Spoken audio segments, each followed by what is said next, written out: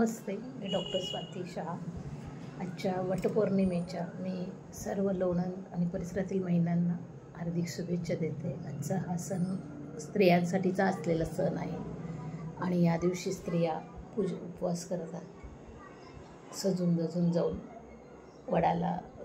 वडाची पूजा करतात आणि आपल्या पतीच्या, आपल्या घराच्या चांगल्या यशासाठी आणि पतीच्या आयुष्यासाठी, चांगल्या आयुष्यासाठी कामना करतात। असा हा सण आहे। ॲक्च्युअली याच्या पाठीमागची आख्यायिका अशी आहे की सावित्रीने सत्यवानासाठी परमेश्वराकडे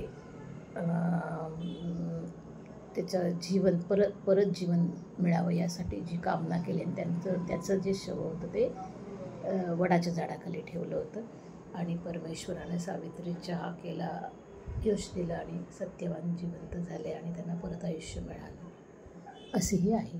त्याच्या पाठीमागचं विज्ञान असं आहे की वडाचं झाड हे सर्वात जास्त ऑक्सिजन देतं आणि आपल्याला जीवनासाठी ऑक्सिजनची गरज असते, हे एक त्याच्या पाठीमागचं आहे। आणि झाडं जगली पाहिजेत, झाडं वाढली पाहिजेत यासाठी आपण या दिवशी प्रयत्न केला पाहिजे, कारण ज्या झाडांची मोठ्या प्रमाणात कत्तल होती आहे किंवा नदी नाले बुजवले जात आहेत त्याच्यामुळं पाऊस जास्त आला तर पूर येतो आणि झाडं तोडल्यानं निसर्ग चक्र बिघडतं आणि त्यामुळं पाऊस कमी होतो आणि मग दुष्काळ येतो किंवा ऑक्सिजनची कमतरता होती आहे।